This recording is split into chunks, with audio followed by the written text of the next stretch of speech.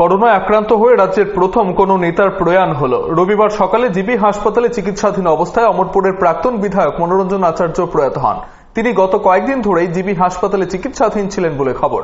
অমরপুর বিধানসভা কেন্দ্র থেকে তিনি সিপিআইএম এর টিকিটে জয়ী হলেও পরবর্তী সময় তিনি দল থেকে বহিষ্কৃত হন। বেশ কিছুটা সময় তিনি রাজনীতি থেকে দূরেই ছিলেন। পরে যোগদান করেন বিজেপিতে, তবে তাকে আর সক্রিয়ভাবে রাজনীতি করতে দেখা যায়নি। এদিকে একই দিনে শহরের নেতাজি সুভাষ বিদ্যানিকেতনের প্রাক্তন প্রধান শিক্ষক কালীপদ চক্রবর্তী প্রয়াত হন করোনায় আক্রান্ত হয়ে। বিভিন্ন মহল থেকে তার প্রয়াণে শোক জানানো হয়।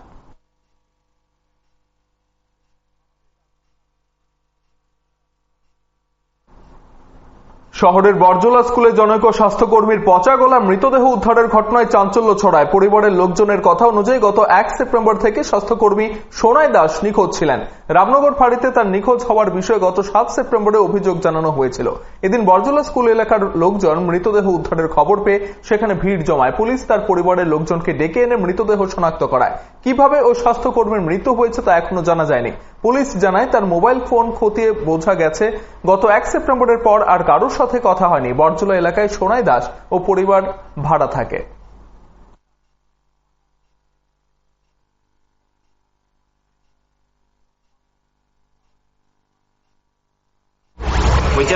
সময় রেতো দেখছি, 1 তারিখ রাত্রেবেলা 7:30 8টার দিকে একজন অ্যাক্সিডেন্টের রুগী লয়ে। কবে থেকে নিখোঁজ আছে?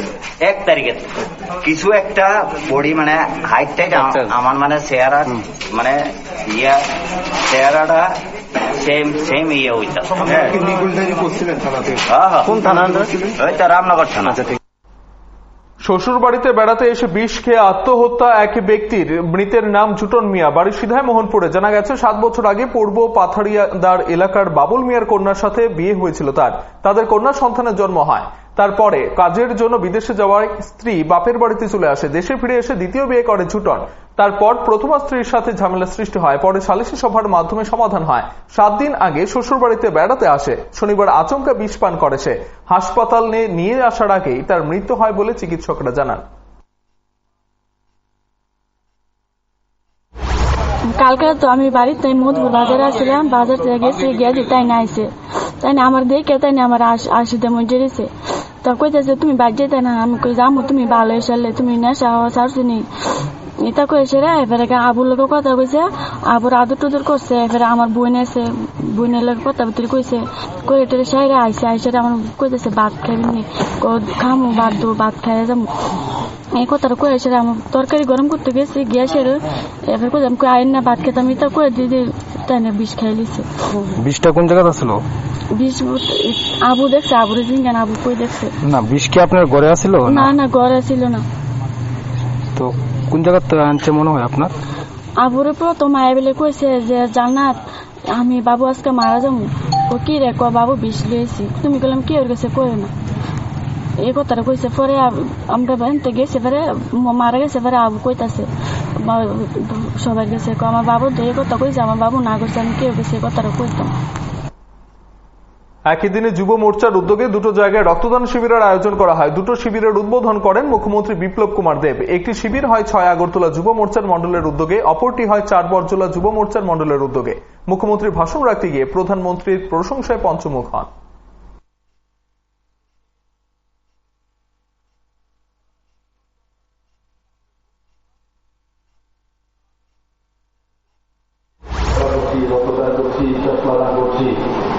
নরেন্দ্র মোদী 1 সপ্তাহ সেবা সপ্তাহ হিসেবে পালন করেন না, 365 দিন সেবা সপ্তাহ হিসেবে কাজ করেন। তার নাম ভারতবর্ষের প্রধানমন্ত্রী নরেন্দ্র মোদী।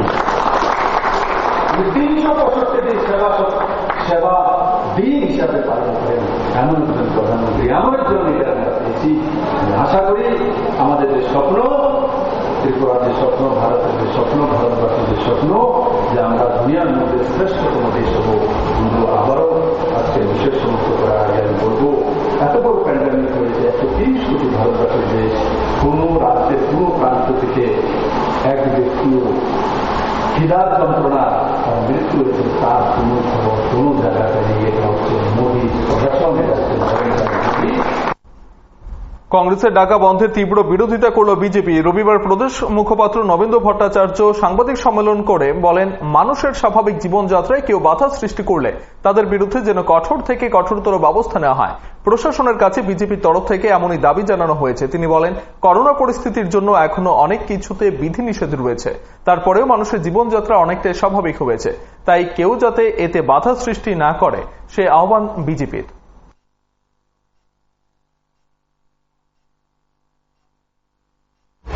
এই যে ধর্মঘটের ডাক, সেটা সম্পূর্ণভাবেই হচ্ছে কয়েকজন নেতা, কংগ্রেসের কয়েকজন নেতা তাদের পার্টিতে প্রতিষ্ঠা করবার লক্ষ্যে এই কাজটা করেছে।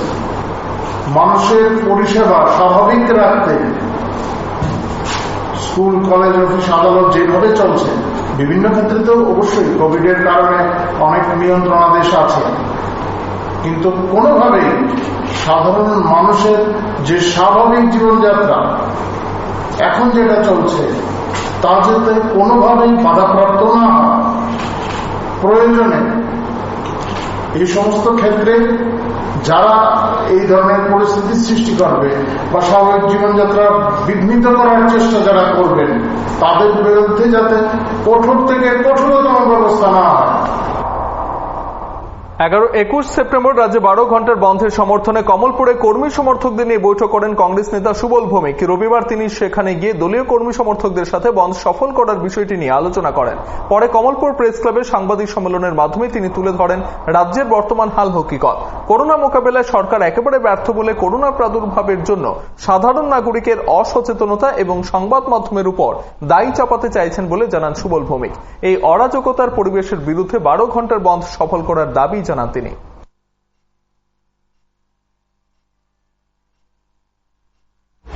এই স্বাস্থ্য সেবার ব্যাপারে ওরাও হতাশা ব্যক্ত করেছে, অথচ রাজ্যের মানুষকে বিভ্রান্ত করে সমস্ত দায় দায়িত্ব সংবাদ মাধ্যম এবং সাধারণ মানুষের উপর, এই যে করোনা মোকাবেলার ব্যর্থতা সাধারণ মানুষ এবং সংবাদ মাধ্যমের উপর ছেড়ে দেওয়া দিয়ে সরকার নিজেকে বাঁচানোর চেষ্টা করছে।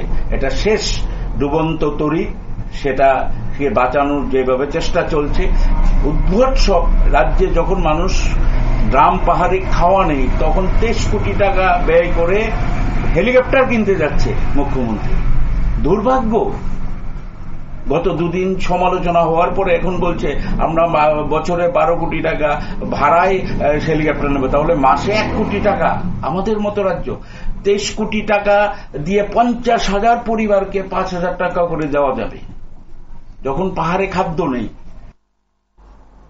8 বছরের কন্যা সন্তানের পথ আগলে তার সাথে পাশবিকতার চেষ্টার অভিযোগ গোলাঘাটির অমৃত সূত্রধরের বিরুদ্ধে। ঘটনা দুদিন পরেও পুলিশের ধরা ছোঁয়ার বাইরে অভিযুক্ত। জানা গেছে, দোকান থেকে সামগ্রী নিয়ে বাইসাইকেলে করে বাড়ি ফেরার পথে তাকে আটকে জঙ্গলের দিকে নিয়ে যাচ্ছিল অমৃত। তার চিৎকার শুনে বড় ভাই বাঁচাতে গেলে অভিযুক্ত অমৃত দুজনের উপরে হামলে পড়ে এবং ঘটনাটি কাউকে জানালে প্রাণে মেরে ফেলা হবে বলে হুমকি দেয় অভিযুক্ত। ঘটনাটি গোলাঘাটি ফাঁড়িতে জানালে সেখান থেকে টাকারজোলা থানায় জানানো হয়। পুলিশ অভিযুক্তের বাড়িতে এলেও অভিযুক্ত গা ঢাকা দেয়। এখন মামলা প্রত্যাহারের জন্য অভিযুক্তের তরফ থেকে উল্টো চাপ দেওয়া হচ্ছে বলে জানান নিগৃহীতার পরিবার।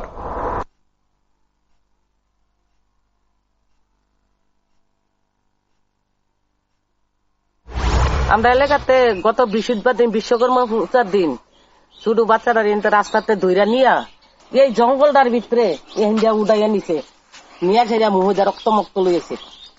কি করে ওই ছেলেটা হসপিটাল শুনছি সিকিউরিটি কাজ করে। এর সাথে দোকানে গেছিল, দোকান থেকে বাড়িতে চলেছিল, বলে ফেসনে আসলো জঙ্গল মুরাগান্দাত রাস্তাত হ্যাঁ চলেছিল তেসাগান্দাত মুখ চাপা দিয়া জঙ্গল তিল্লা লাইছে। আমরা কেস করছি থানা, তারা 10 জন হন।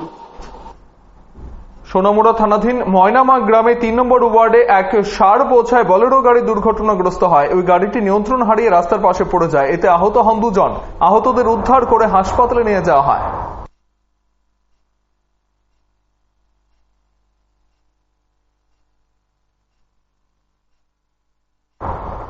সাংবাদিক শান্তনু ভৌমিকের মৃত্যুর ঘটনাটি রবিবার 3 বছর অতিক্রান্ত হলো, তাই বামপন্থী ছাত্র যুবরা শান্তনু স্মরণে সিটি সেন্টারের সামনে শ্রদ্ধা জ্ঞাপন কর্মসূচির আয়োজন করেছিল।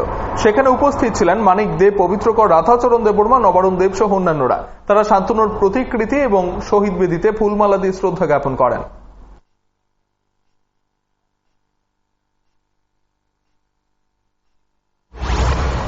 আইপিএফটির নেতৃত্বে দীর্ঘদিন যে অবরোধ তৈরি হয়েছিল, সেদিন প্রতিদিন সংবাদ সংগ্রহ করার জন্য সাহসিকতা নিয়ে শান্তনু ভৌমিক গুরুত্বপূর্ণ দায়িত্ব সেদিন পালন করতেন এবং এরকম খবর সংগ্রহ করতে গিয়েই সেই সময় আইপিএফটির জমায়েতে যারা যুক্ত হয়েছিলেন সেই ঘাতক বাহিনীর হাতে শান্তনু জীবন দিতে হয়েছিল।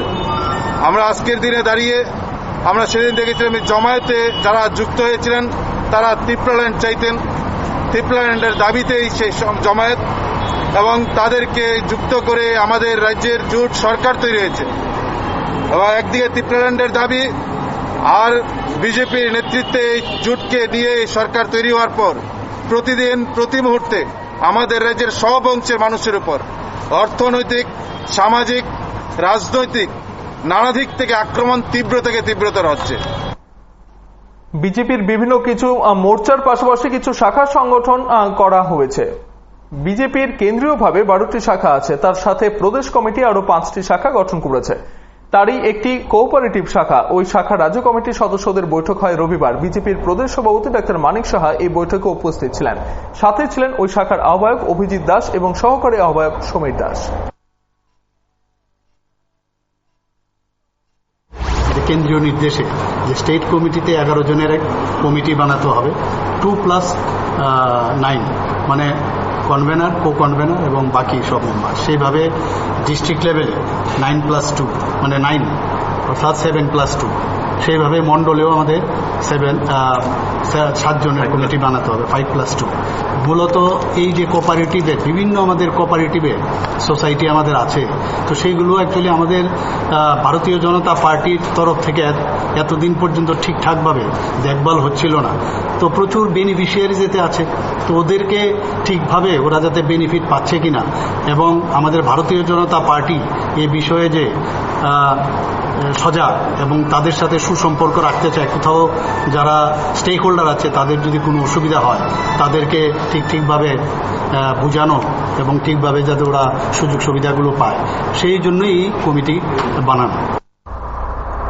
প্রধানমন্ত্রী নরেন্দ্র মোদীর জন্মদিন উপলক্ষে তার দীর্ঘায়ু কামনা করে যোগ্যানুষ্ঠান করল হকার এবং নির্মাণ শ্রমিকরা। এদিন বটতলা টিআরটিসি কমপ্লেক্সে হকার সংগ্রাম সমিতি এবং নির্মাণ শ্রমিক সমিতির যৌথ উদ্যোগে যজ্ঞের আয়োজন করা হয়।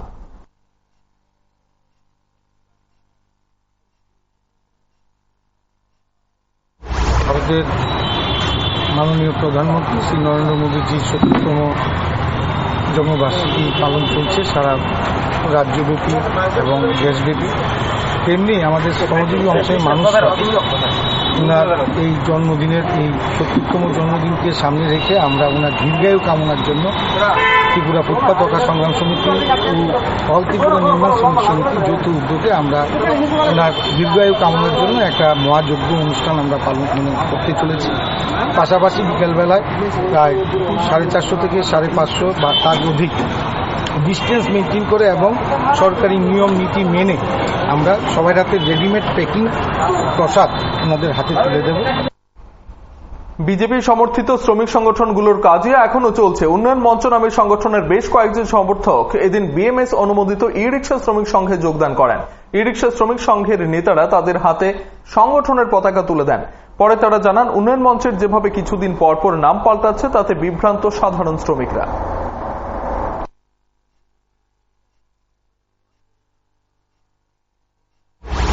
দীর্ঘদিন CI2 দেখেছেন, দেখার পর গভর্নমেন্ট ক্ষমতায় আসার পর যারা উন্নয়ন মঞ্চ বলতে তারা বলতে কি বলবো, উন্নয়ন মঞ্চ আজকে 2.5 বছরে 3বার নাম পাল্টিয়েছেন। তাই কোন নামে এরা পরিচয় দিবে, তাদের নামই আজকে বলতে পারেনি। আজকে উন্নয়ন মঞ্চ, কালকা সংগ্রাম সমিতি, এইভাবে চলছে নামের পর নাম। তাই তারা ওই বিভ্রান্ত হয়ে আজকে আমাদের বিএমএস এ যোগদান করেছেন। তাই 11 জন যোগদান করেছেন। ত্রিপুরা ট্রাক ড্রাইভার মজদুর সংঘের গোমতী জেলা কার্যালয়ের উদ্বোধন হয় রবিবার। কৃষিমন্ত্রী প্রণজিৎ সিংহ রায় এবং বিধায়ক বিপ্লব কুমার ঘোষের হাত ধরে এই কার্যালয়ের উদ্বোধন হয়। মন্ত্রী বলেন, করোনা সংক্রমণ বাড়লেও কিছু কিছু ক্ষেত্রে কাজ চালিয়ে যেতে হয়। কৃষি পরিবহন ক্ষেত্রের কাজ এমনই, তবে সরকারি নিয়ম মেনে কাজ করতে হবে।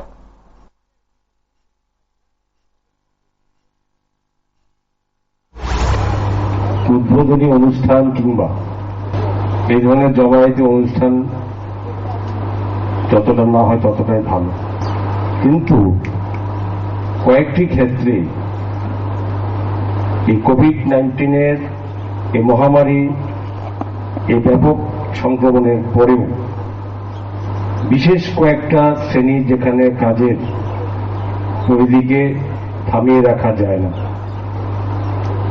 কৃষিক্ষেত্রে থামানো যাবে না, সরকারি নিয়ম, সোশ্যাল ডিস্টেন্সিং, মাস্ক পরা বা বিভিন্ন এগুলো মেনে তার কাজ করতেই হবে। বিএসএফ এর হাতে আক্রান্ত বাবা ও তার মেয়ে। ঘটনা সোনামুড়া থানাধীন কুলুবাড়ি সীমান্ত লাগোয়া গ্রামে শনিবার রাতে পাচারকারীদের ধাওয়া করে নাগাল না পেয়ে এক বাড়িতে সন্দেহমূলকভাবে হানা দেয় বিএসএফ এর 143 নম্বর বাহিনী জওয়ানরা। তাদের বাড়িতে দরজা জানালা ভাঙে বাবা এবং মেয়েকে মারধর করা হয় বলে অভিযোগ।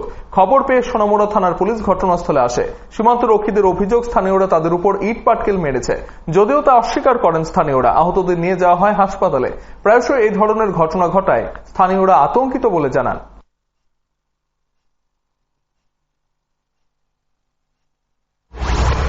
কি হয়েছে প্রথমে আমি তো আইয়া দেখছি এই ধরনের ঘটনা আমরা পরিচালনা করো বিএসএফ বাজ্যে কাছে এবং বিএসএফ করলাম আমি মেম্বার তো আমার কইতেছে নিচে যাইতাম। আমি কইছি না আমি থানা স্যার আসা আপনার কাছে যাইতাম না। হ্যাঁ, তারা আমার দিন গালাগালি করছে। আমি এনে শুয়ে রয়েছি তো এরপরে মাইয়া হেগর থেকে বাড়িছে, বাড়িয়ে মাইয়া বাথরুম ঘর দিছে, বাথরুম ঘর দিছে না তারা দুইজনে মাইয়ারে মুহ কাপড় দিয়া লইয়া হিসাবে লইয়া গেতে আছে। মাইয়া বাবা বাবা কুয়েছিলেন দিছে রে, হের বাবা এনকে দরজাটা খুলছে রে, হের বাবারে ডাক খাইয়া গড়াই ফিরা শু করছে। আমার এবারে ফিরা শু করছে। কেন ফিরছে? কেন ফিরছে?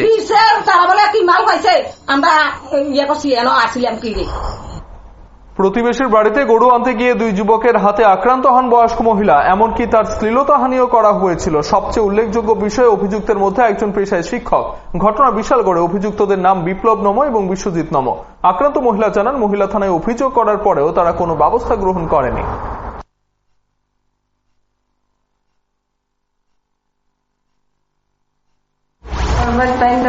আমি গেছিলাম আনতাম, এরপরে তারা দিছে না দিয়ে আমাদের মারছে বাসা টাসা কইয়া। এরপরে আমি কোনো মতো সিটে রাস্তা পেয়েছি, রাস্তার মধ্যে আইয়াছে আবার মারছে। কে মারছে আপনারা? মারছে রাস্তার মধ্যে মারছে শুরু। নাম কিটা? নাম হয়েছে বিশ্বজিৎ নম।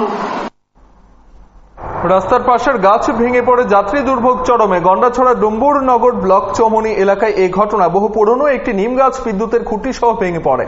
এতে করে রাস্তার দুই দিকে প্রচুর যানবাহন আটকে যায়। পরে রাস্তা পরিষ্কার করার জন্য বিদ্যুৎ নিগম এবং বন দপ্তরের কর্মীরা কাজ চালিয়ে যায়।